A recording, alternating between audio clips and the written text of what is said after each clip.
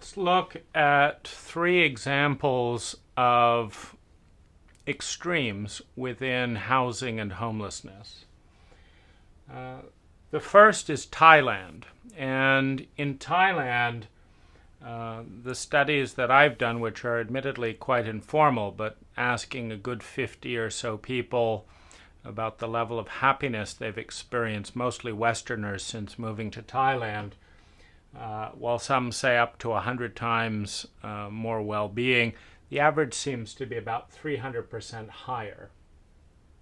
And if we consider intelligence as the efficiency with which energy, time, money, and natural resources are transformed into human well-being, then the average Thai salary or living cost of around $350 a month, for a Westerner perhaps $1,000 a month being about average, then a 300% increase in well-being and happiness correlating with up to tenfold decrease in living expenses is a phenomenal accomplishment.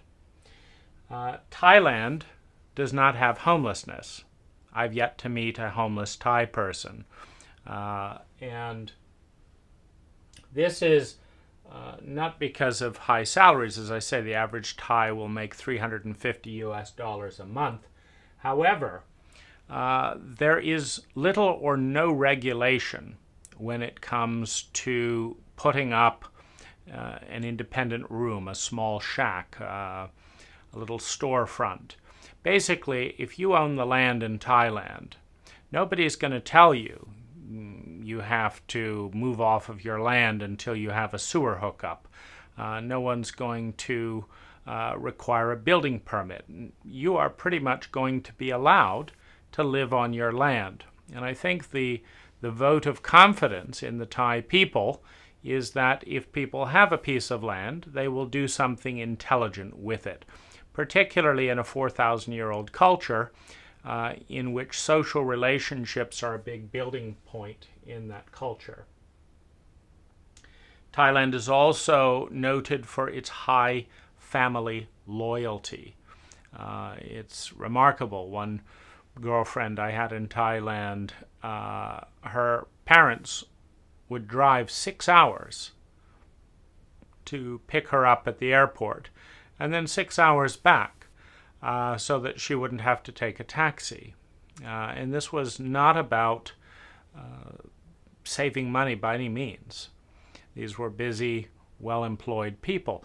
Rather, it was about the gesture of the importance of family. And this might take the expression of, again, driving 2-3 hours, spending a day helping a family member in the garden, and then driving 2 or 3 hours back. And so in this way, the Thai in this triad represent the pinnacle of family cohesion. There's also incredibly low taxes in Thailand.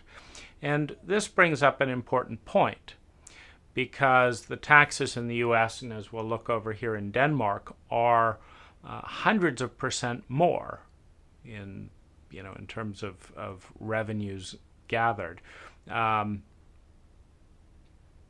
there might be an average of 10% tax gathered in the entirety of Thailand versus an average of 50% in the U.S. and maybe 80 or 82% or so in Denmark, the people are taxed very little, and they're also burdened very little by their government.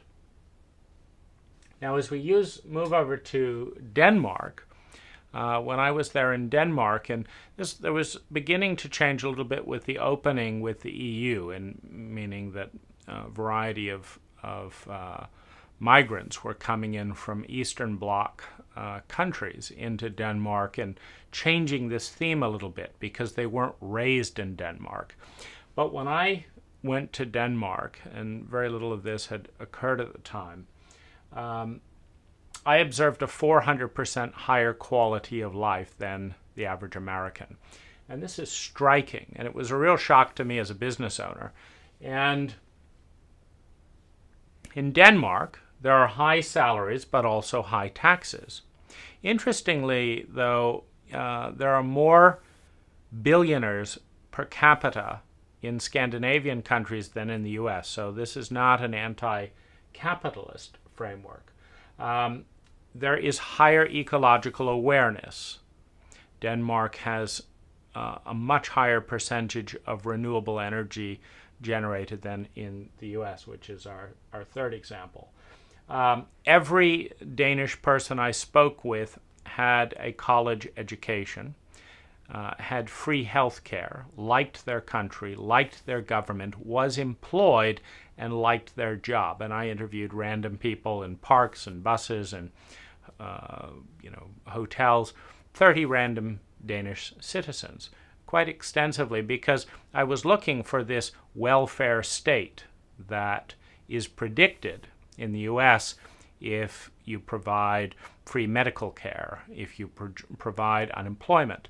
I asked what they did in the event of homelessness, and they said, we go and give a set of keys to the person who, if we find them sleeping under a bridge, and say, this is your apartment.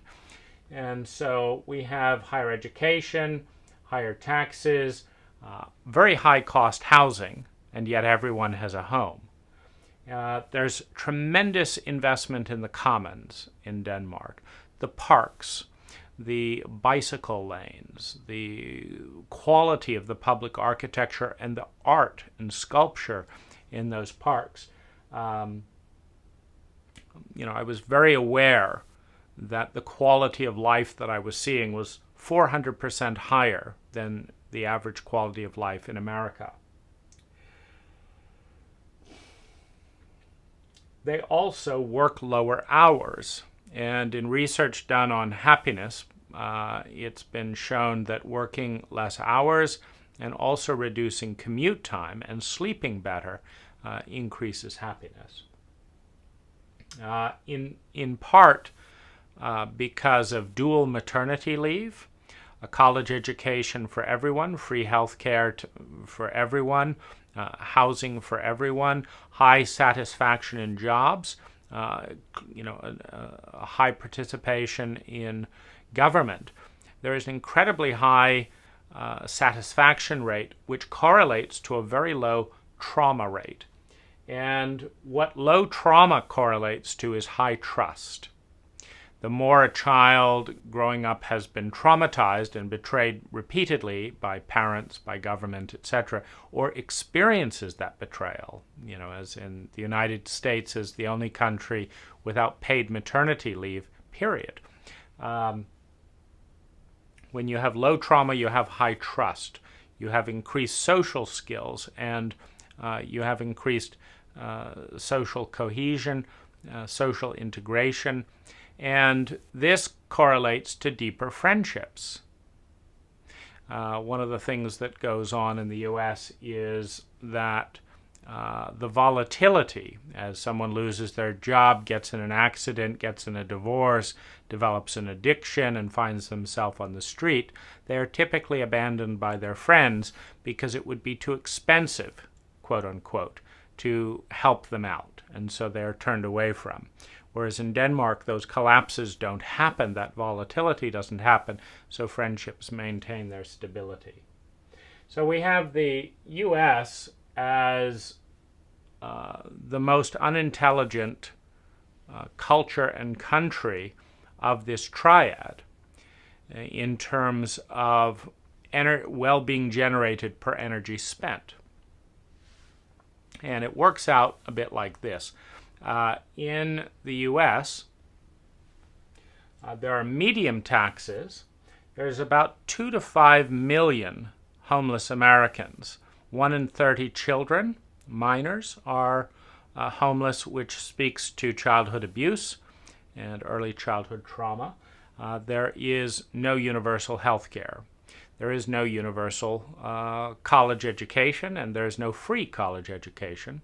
As a result, the sense of ignorance is lower. One way to note health in a culture is the curiosity and openness to the outside world. And in both Denmark and Thailand, there is great openness and curiosity about other countries, including the United States. Whereas in the United States, there's very little curiosity and openness to places like Thailand and Denmark, where there is higher levels of well-being, but no interest in learning about others. In other words, the higher the trauma level, the less other-focused a culture is. It's very much like an individual. A highly traumatized individual is highly self-centered, and a healthy individual is very curious and engaged with other people. Within this framework, the U.S. also has the longest hours of work. It has several 100% more trauma and less emotional literacy. Thailand has the most emotional literacy, accounting for a lot of its well-being. And the U.S. is also very highly regulated when it comes to housing, which relates to very high housing costs. Where I am in Marin, a house cannot be built for less than $650,000. Now, as this correlates with, for example, 10% of the population has an IQ that is so low that even the military, which is traditionally the place to shape up rebellious and dysfunctional individuals, even the military can't do anything with 10% of the population. And so this 10% of the population with a low IQ ends up being shamed and traumatized in a materialistic culture. The lack of maternity leave, the high rates of addiction, the high rates of childhood abuse and sexual abuse in the United States relates to traumatized children having very little attention and repair through parenting, school, going on to work, without any mental, emotional, medicine, and training. This relates to the U.S., which is the most dissatisfied of the three, as a culture and as individuals, meaning in all 30 out of 30 Danish people that I interviewed liked their job, were employed, liked their government, didn't mind paying taxes, were college educated, were curious about the rest of the world, and were living a high quality life. And it would be difficult to take a random sampling of 3 Americans or 30 Americans and find even 3 that would say yes to all of that. So we have a 10-fold increase in satisfaction in many levels. Now we have 2 to 5 million American homeless, and there's very little hope in the current system for that homeless. And in local studies, we're spending much more money in policing, ER care, park management, etc., to manage and shame and incarcerate the homeless than we are to actually house them. In Denmark, you'd be given a house with the 85% or so tax rate, and that's providing a very high quality house. That's not sustainable. The U.S. is in the middle range. In Thailand, they wouldn't need to be given a house because it literally costs around $300-400 in materials to build a little hut. And in Thailand, the government would not come along and say, you cannot build a hut on your own land. It would start out as a hut. They would be employable with dignity. And, a few years later, they'd expand their hut, they would embellish their hut, and it would go down through the family and continually grow in quality and aesthetic. And it's just common sense to know that an individual who has opportunity to do so is going to keep improving their own life. Not so in the United States, where the 10% who have a low IQ, where those who are most traumatized, where those with mental emotional diseases, where domestic abuse survivors, where people in marriages with where one person's been the breadwinner and then there's a violent separation. Suddenly they're on their own. They cannot afford a $600,000 house. There's no social safety net. Down on the street, persecuted and disowned, they very rapidly deteriorate in mental, emotional, physical health. Then they cannot get a job. 42% get PTSD. And you have a chronic problem created by the system, that the system in Denmark, which is a very wealthy Western system, and the system in Thailand, which is a very, I hesitate to say poor, because of all the places I've been in the world, my well-being goes up 300% instantly when I'm in Thailand. And, the greatest enjoyment I have is relating to the courtesy, the warmth, the emotional intelligence of the Thai culture. And so I willingly, take time off work and spend time in Thailand. But this is the first level of insight to understand, is that both very wealthy Western countries that rank much higher in the U.S. in happiness, and very poor countries that rank much higher in well-being and happiness than the U.S. have both solved homelessness. One by creating a very high-quality lifestyle and offering homes to the citizens that need it. The other by not getting in the way and creating the problem in the first place. One need only step back to Native American Indian lifestyle and understand that everyone who wanted it had a teepee. There were no homeless Native Americans, probably very few homeless cave dwellers. What we've done with land zoning and regulation is we've created small pockets of land that are highly valuable. What we've done with square footage regulation is we've said you cannot build a small house. For example, if in Thailand, the Marin square footage policy was applied, which is very common in the U.S., many Thais would instantly be homeless.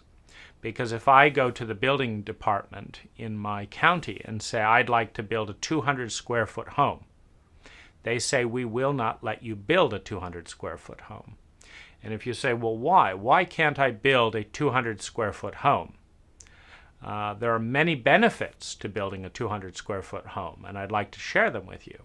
My neighbors would like it because they don't have to look at a 5,000 square foot monstrosity.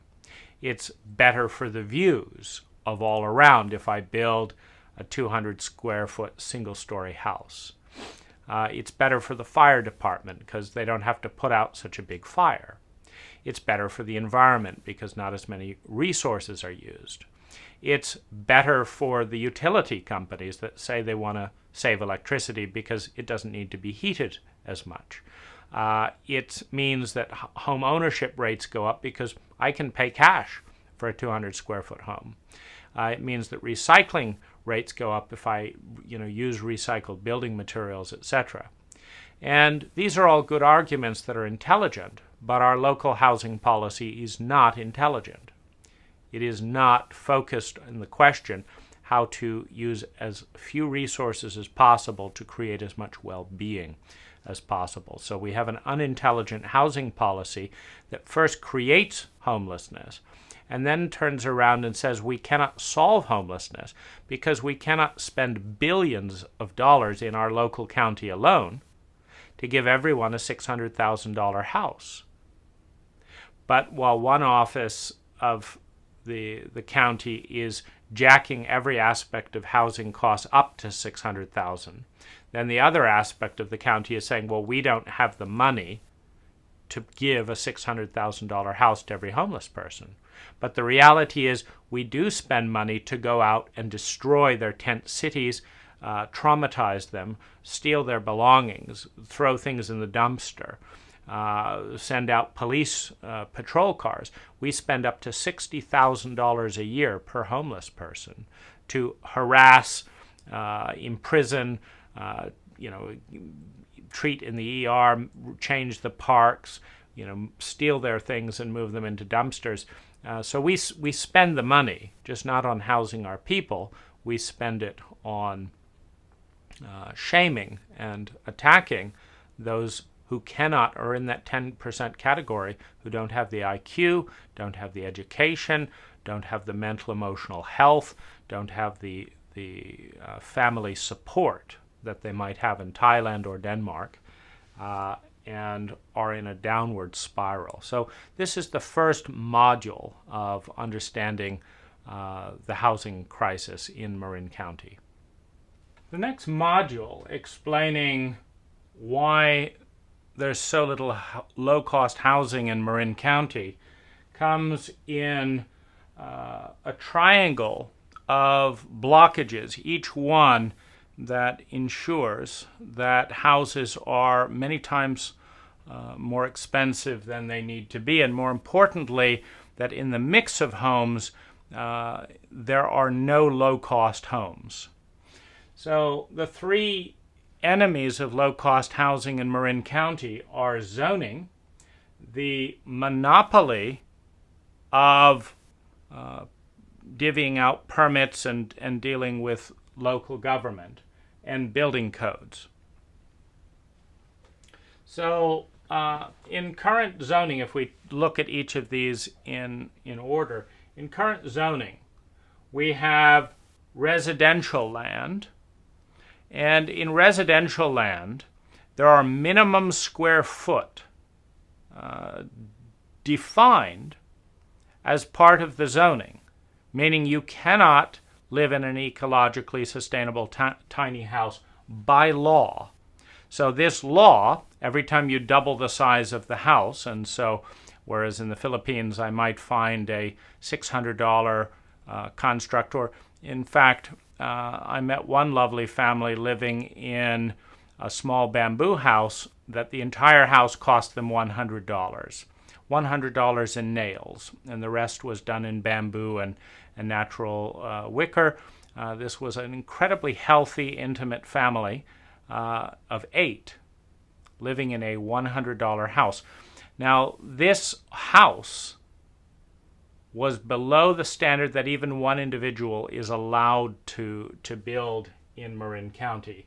So there's residential zoning, but then for example, on my land that I purchased, the minimum size of house for the lot is 1,200 square feet.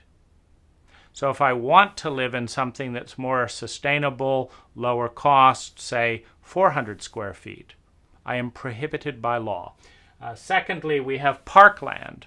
And what we've done in parkland is we've said that no human, can live there, build there under any circumstances. So we jack up the prices of the residential land by making large sections of parkland available and then saying that nobody can live on the parkland.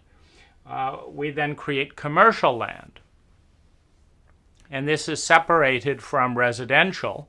And in separating it, one of the things that we do more than almost any culture around the world is we ensure that cars are necessary to drive from the residential to the commercial. Whereas another way of integrating that would be to say that you cannot have a residential unless you facilitate the needs of the residential community. In other words, if you want to build 1,000 homes, you need to put a bakery in the residential area within walking distance. You need to put a laundromat in the residential area within walking distance. You need to put shops in the residential area, thus fusing the two together and eliminating the need for cars, which is another competitive, it's another source of competition for limited funds, such that a homeless person may have to decide between whether they have a home or whether they have a car. And similarly, with having office areas separated from the homes, you then need a car to go to work. So we separate residential and commercial. We also create an agricultural designation. but we also separate and do not allow farms to have housing. And so this means,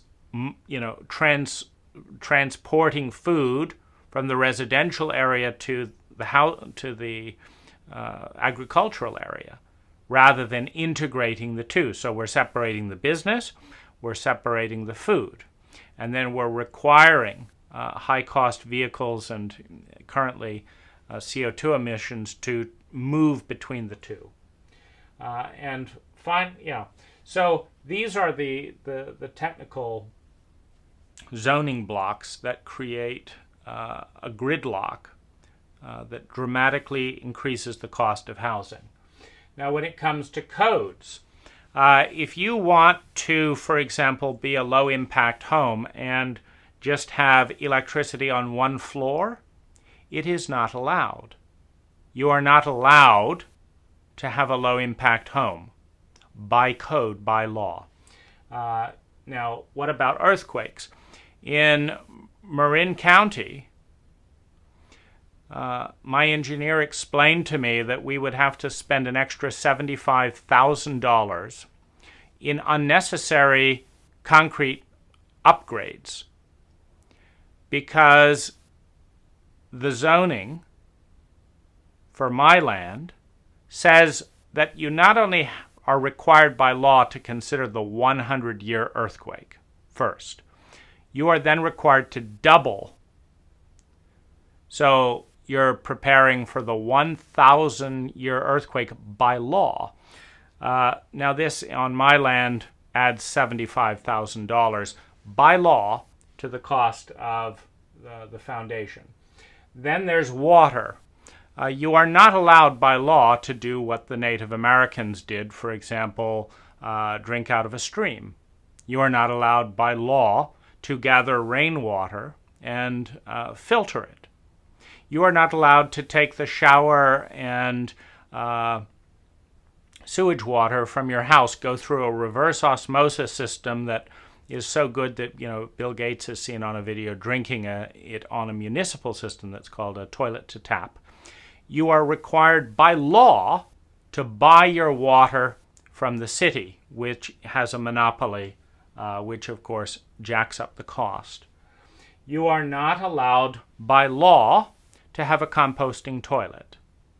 Now you can buy a composting toilet for $1,000, but by law you will be evicted from your home if you want to compost your own sewage, because the monopoly sewage supplier will require a $7,000 hookup plus some of the largest taxes in the country in order to ensure that large sums of money are constantly going to the municipality.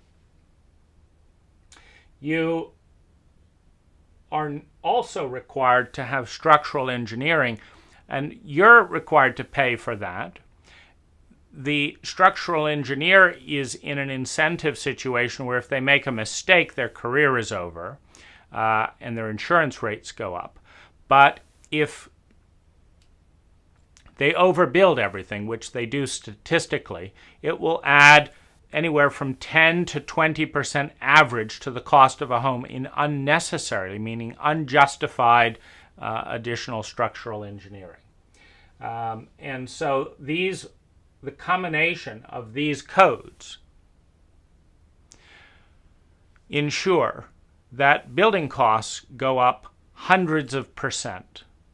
In the case of sewer, you have a $1,000 composting toilet, or you have a $7,000 sewer hookup. That's a 700% markup.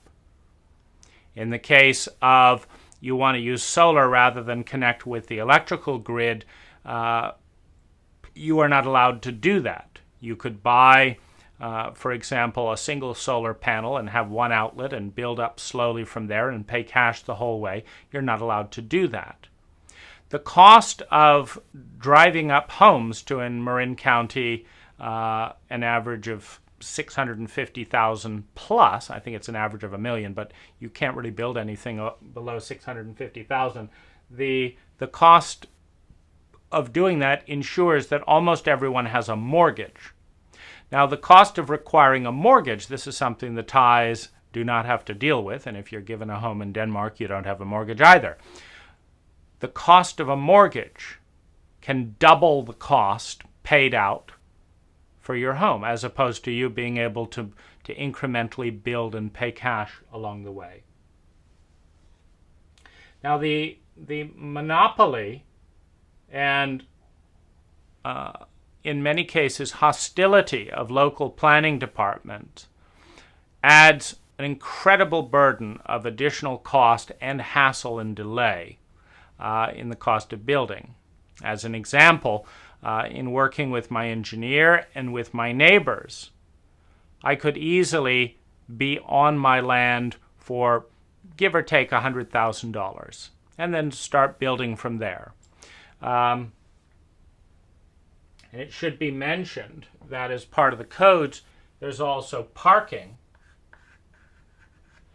If you want to be a carless house, you are still required by law to spend what is often on a steep slope an additional $75,000 and sometimes $200,000 more to create parking and all the retaining walls necessary to do that. And this again, damaging our environment, increasing the poor aesthetic of large concrete swaths of driveways. But we have in the monopoly environment of local building departments, first of all, the high taxes in Marin County give the building department a large staff and pays them well. What they turn around and do with public money is create some of the most elaborate planning codes in the county or in the country. And these, they then charged me $300 an hour to advise me about their thick set of codes as a homeowner, as someone that wants to build. So I'm paying $300 an hour. Now, if this was not a monopoly environment, a fairly low-level person could explain these building codes. But in a monopoly situation, the government can charge whatever it wants, first in taxes and then in high building fees.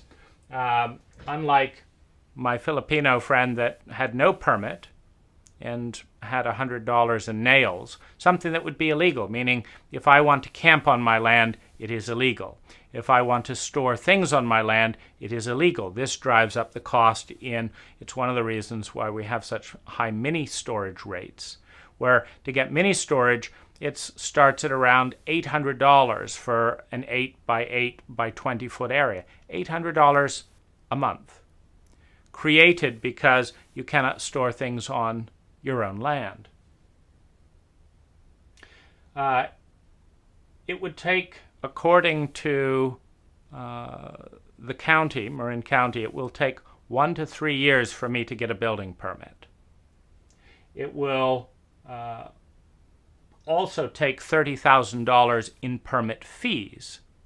It will also demand a $50,000 water hookup fee, an $8,000 sewer hookup fee, electrical fees, all driven up by code, such that not only can I not build the house that I'd like, a smaller house, etc., but it will require $30,000 in drawings to satisfy the codes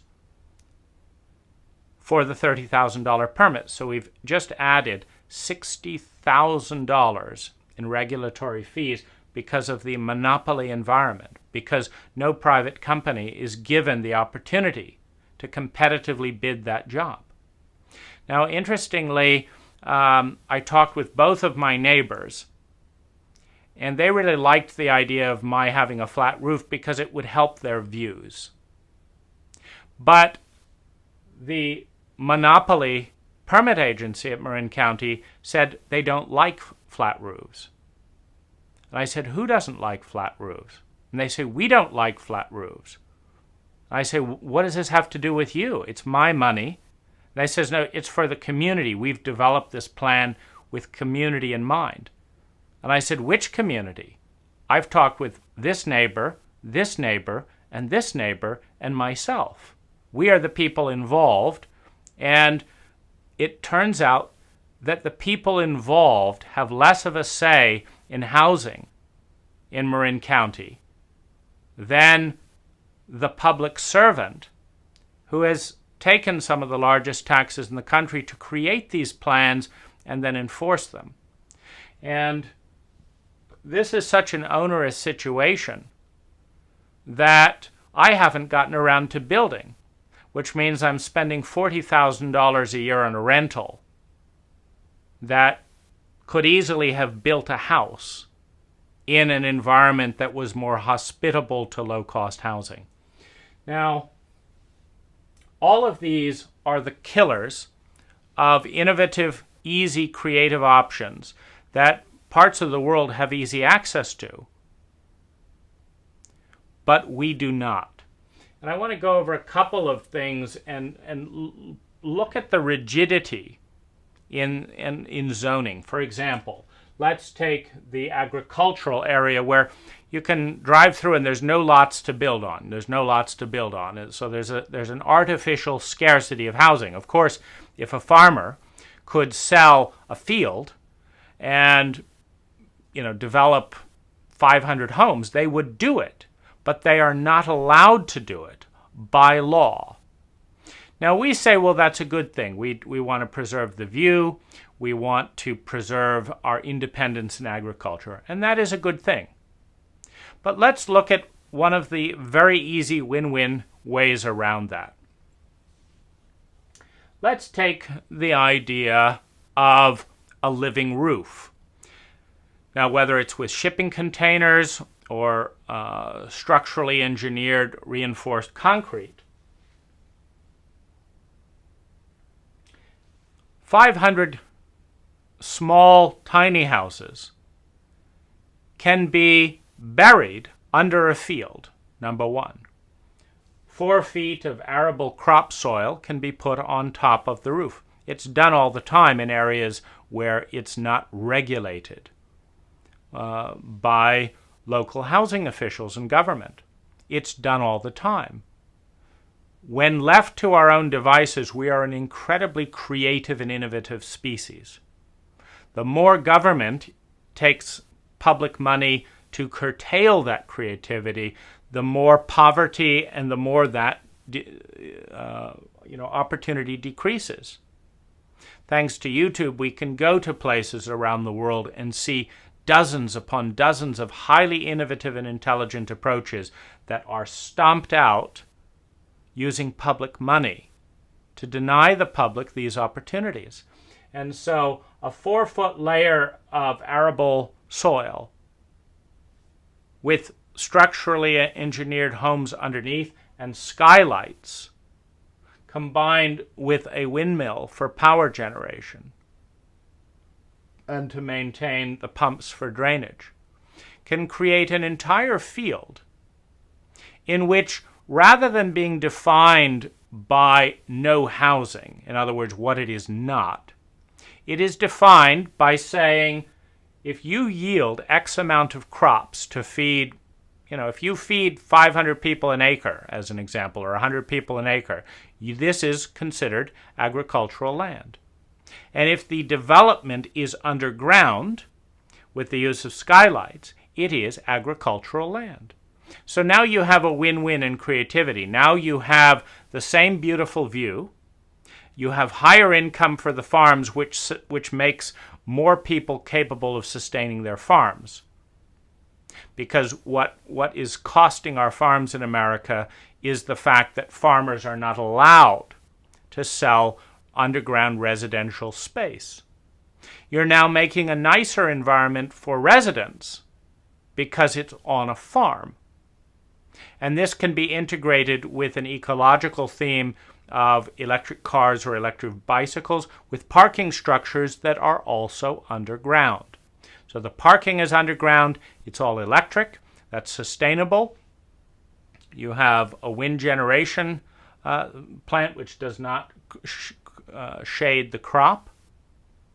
And now you literally have double the amount of land available for housing in a community environment which is close to the food, so now the food does not need to be trucked, which now encourages, rather than monocropping, which is incredibly destructive as a farming method, a rich ecology of organic farming, where people can participate in growing their own food, lowering costs because they're buying agricultural land, lowering costs because they're growing their own food, lowering costs because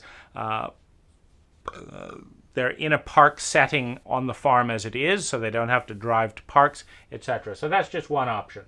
Now, here's another. We have eliminated, for example, wetlands as completely undevelopable in order to protect the wetlands. But we also make it undevelopable for wetland biologists. What if we were to create a stilt that sinks into a wetland and barbs out 3 feet to 6 feet underground and can hold 20,000 pounds? What if we were to use some stainless steel anchors to anchor the posts, generating less than 100 square feet of horizontal impact on the wetland? But by building a small single row of homes on stilts that is self-generating, the wetlands can now be studied living in the wetlands, creating tens of thousands of square feet of new buildable area, specifically for people studying ecology, committed to learning how to manage the impact. And when you have small homes, as opposed to 800 square or 1,200 square foot monstrosities, when you have small homes in the 100 to 200 square foot range, it doesn't cast a shadow, and you actually facilitate wetland biodiversity and walk on from the dry land. Now, what about parks? We currently spend money on private security in Marin to have Barbier Security patrol the park, and if they find any person sleeping in their car or camping, we spend public money to move them along with no places to go. It's a tragic situation and abuse of public funds.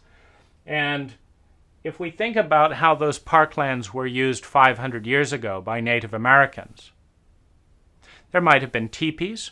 There would have been control of the burgeoning and over deer population, meaning deer, which we have killed off the natural predators.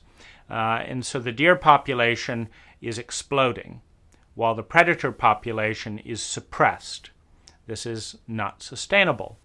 As a result of this, ticks, Lyme disease, ticks in dogs and pets around Marin County are also significantly higher than they would be in a natural ecology. Now, we do not allow people to hunt the deer on our parks, despite creating this artificial imbalance. And so, 500 years ago, there would be no homeless people in Marin, 1. 2, the people living in teepees around on what is currently parkland would have a 1/10 to 1/50th of the carbon footprint of you and I, in terms of garbage, amount of electricity consumed, etc. So 500 years ago, no one was homeless, no one had a mortgage, and they had a 50 times smaller carbon footprint, 1. 2, the deer population was managed. 3, the environment was managed. There was a greater partnership with the environment. There weren't so many forest fires, for example, with all the dead trees laying around in our parks. Nor were there taxes 500 years ago to clean up the parks that are falling to pieces because nobody's living on them. So what if we turned that around and said that if you want to live in a teepee, if you want to help maintain the deer population, if you want to study Native American history as a college student, if you want to meditate and live in a Zen-like environment as a monk studying Buddhism, or as someone taking a year off, you can move on to our parks and honor the traditional way of living with a 1/50th carbon footprint, and you can spend that time improving the parks, planting a greater degree of trees, such that a year later, as a result of your presence, the deer population is more balanced, the tick population is safer for everyone, there is less fire risk, and there is more biodiversity and plants, and that those people will be carbon positive, not just carbon neutral, but they will have planted so many biodiverse trees on our parks in that year that they will have paid for their entire lifespan of driving SUVs, etc., in normal life. So what if that was done in teepees? Or what if it was done in Hobbit-style igloos so that you didn't even see a visual presence? Where in the many areas of grassland where our cattle and our sheep, etc., have destroyed the native habitat and it's now parkland with nothing growing on it, what if hobbit holes built into those hillside for $1,000 to $2,000 in materials provided space for people to have low impact 3 months, 6 months, year-long, multi-year-long stays on our public land as part of a contract of steady and slow improvement? We do not allow this in our agricultural land. And so we are systematically creating a housing crisis with our zoning, with our monopoly on power, and with ever-increasing building codes. When you create a building department that is designed to regulate building codes, and you give it large amounts of public money, it will do what it has done for the last 100 years. I have yet to see in 25 years of business a single area where the building department of any American building department in any constituency, and I've built homes in several around the U.S., where they've made it cheaper and easier to build. This year they add a new permit fee for this. Next year they take a perfectly good double check valve and turn it into a triple check valve when there's no reason to do it, because they've got nothing to do other than to make codes, which every single code adds an average of $1,000 to the cost of building. So you have 600 codes, you got $600,000 right there. So these are just 3 of literally hundreds of versions of highly creative possibilities which people all around the world and all throughout time have utilized to create art, to create diversity, to create interest, to create meaning, to increase quality of life. It is our nature to be creative. It is our nature to fulfill Maslow's hierarchy of needs, to survive, to feel secure in that survival, to have a feeling of love and belonging, something our homeless people do not feel or have, to create self-esteem, to develop our gifts and contribute them to the community. It's time to rein in the monopoly, the endless code building, and the zoning. And how about having a zone designated for human decency and for low-income housing? That this land is set apart for every American that wants to build a basic home and to survive, to have a few hundred square feet of their own, to build something in which they can live in dignity, and if they want to go on and build the typical monstrosity called an American house, in which you don't know your neighbors and you spend all your time at work paying for your house and a job you hate, if you want to do that, that's fine. But you also have the ability to live sustainably on public land in a way that is a partnership with the parks, that increases the biodiversity, increases the animal balance and habitat, that decreases fire risks, increases natural beauty, and that lets everyone in our county know that people come first, not building codes, not monopoly power structure, and not zoning laws. I want to take a moment to review some of the main challenges as part of U.S. culture, because while we are a shadow-denying culture, meaning it's politically correct to be positive, to move on, and to work as much as possible, often frenetically, there are a number of disturbing statistics in our culture. One of them is the millions of American homeless. Another is the high rates of childhood sexual and physical abuse. Another is the high degree of emotional and social illiteracy, meaning many people in our culture cannot tell the difference between a feeling and an emotion. You can ask yourself if you know the difference and where you learned that. Cannot understand the correlation between, for example, hate and helplessness. It's not a logical connection. It's something that requires a little thought and study, and many of us don't understand it.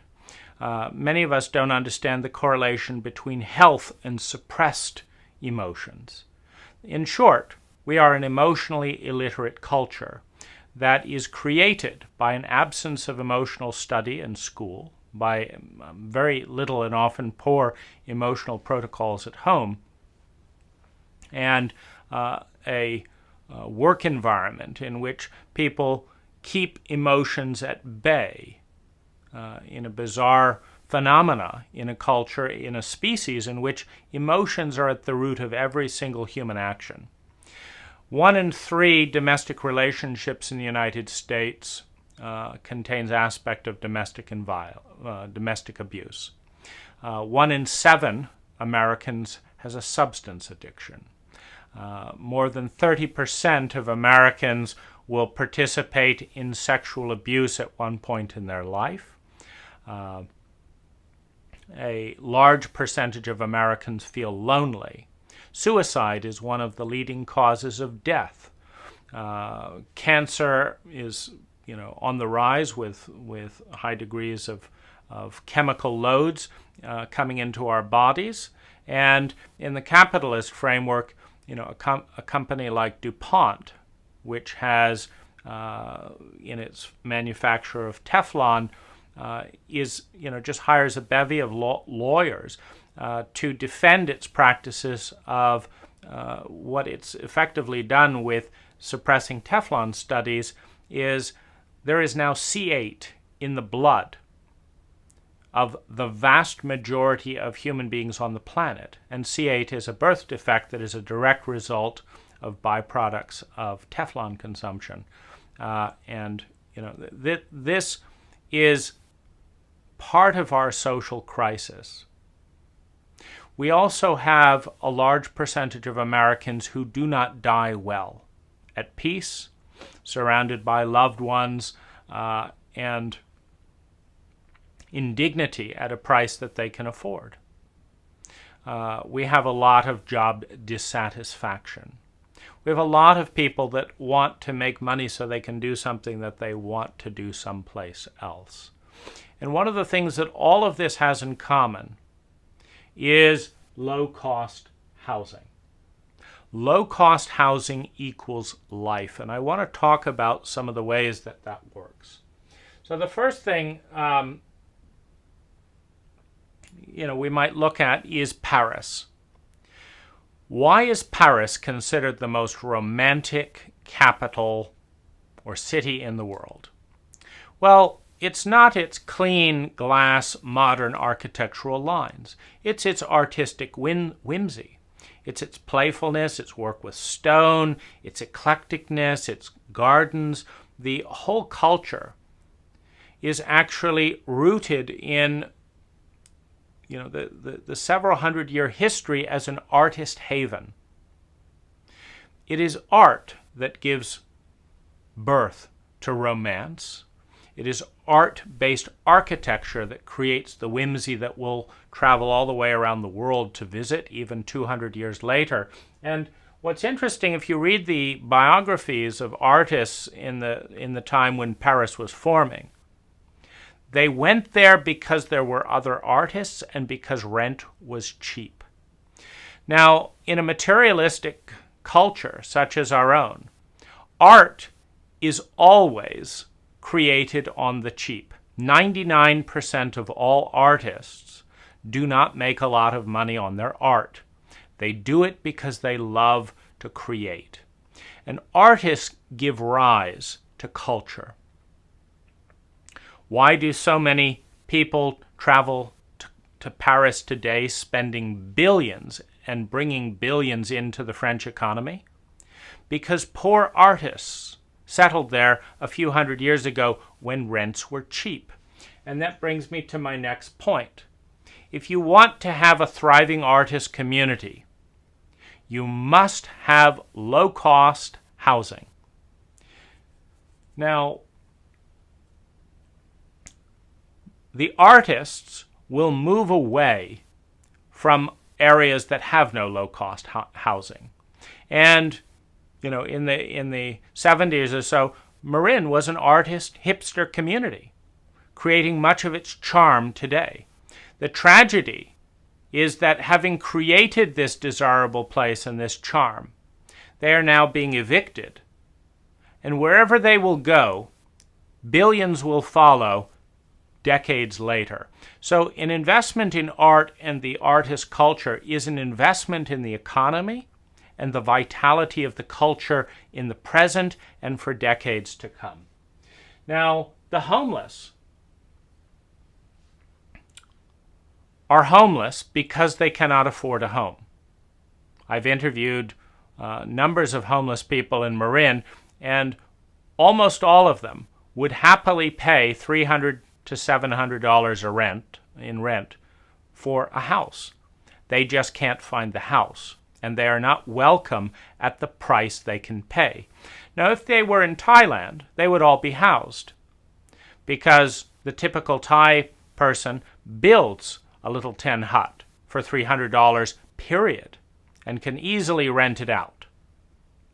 I rent a beautiful apartment for $130 a month in Thailand, and the only reason is the building regulations there have not pushed up the price to beyond what every Thai person can afford. I like my $130 Thai apartment more than I like my $4,000 a month Marin home. We're talking about more than 40 times difference in price, and the enjoyment, the view, the nature is more beautiful in Thailand and 40 times cheaper. We solved the homeless problem and we revitalized the crisis of our culture and our dignity when we give the message that money is more important than people. And we give that message every day. We tolerate thousands of Marin homeless for no other reason that they cannot afford a $600,000 home. Our elderly, we are not a good culture at teaching retirement and investing. We don't bother teaching that in school for some bizarre reason. And as a result of the high tuition for college education, the 10% of Americans that have a low IQ that cannot make the kinds of money that would allow them to live in Marin, we have 70% of the homeless people in Marin are from Marin, and they cannot afford the housing here. And it is a scary and lonely prospect for many of our elderly who could not make friends because they were frantically trying to pay for their houses in a culture that constantly drives up the cost of housing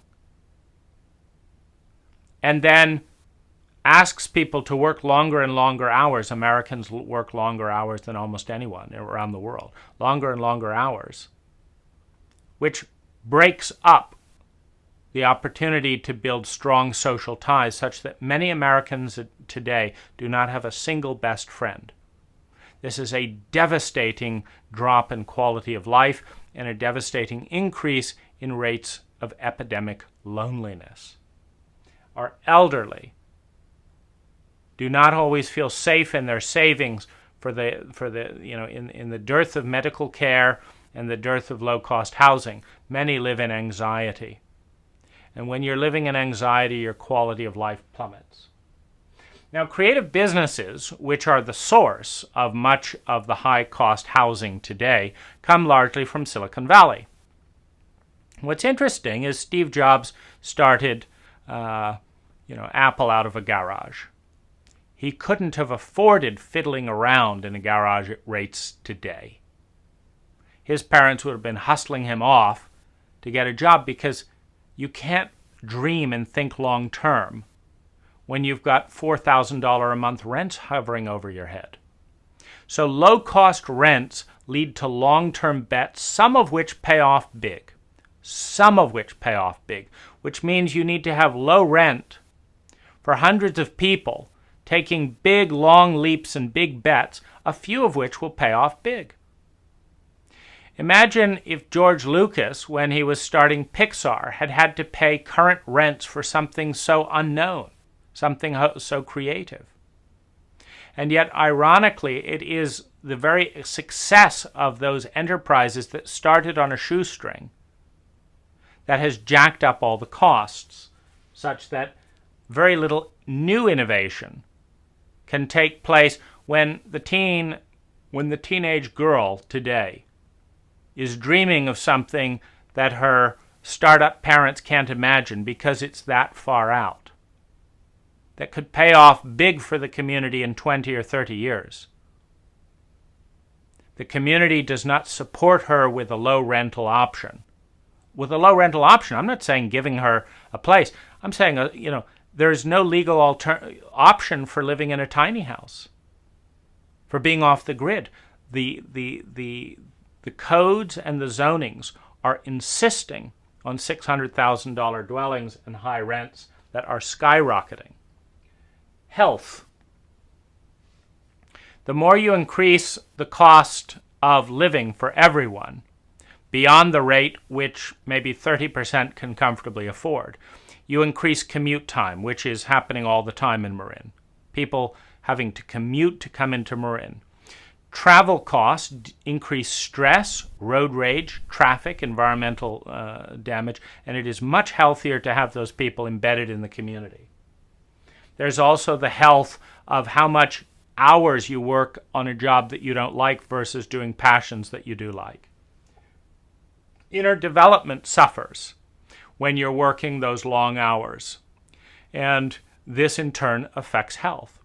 How are you going to meditate 1 or 2 hours a week, something that all the data supports, when you're exhausted and driving home in long commutes? I have a client I'm working for right now that works for Google, and she comes home after 12 hours spent. She can't sit down and process and develop herself the way Steve Jobs did before rents were so high. Education suffers. It suffers in two ways. When you know you're going into a $4,000 a month rent start point, you can't afford to study art or philosophy or poetry or anything you're interested in because it won't pay the rent. But if you have $300, $400, $500, $800 rents, then you can afford to put more into education and your future, which in turn translates into life satisfaction, vitality, and health, and you don't end up being surrounded by lawyers and other venture capitalists. You're surrounded by interesting people who can afford to live in the neighborhood. Love careers, in turn, can be taken. Someone that wants to work in a nonprofit, someone that wants to help clean up the oceans, can afford to say, what do I want to do with my life, rather than what do I have to do to pay the rents. Independence is another important field. What do you say to a teenager who's sick of their parents and wants to leave the house, but is not able or ready to pull in $3,000, $4,000, $5,000, $6,000, $7,000 a month in instant salary to pay the rents needed to move out of the house? Now, when teenagers and young adults are not allowed to move out of the house because they're not given cheap alternatives to do so, or they do it in a heartbeat, it increases domestic violence.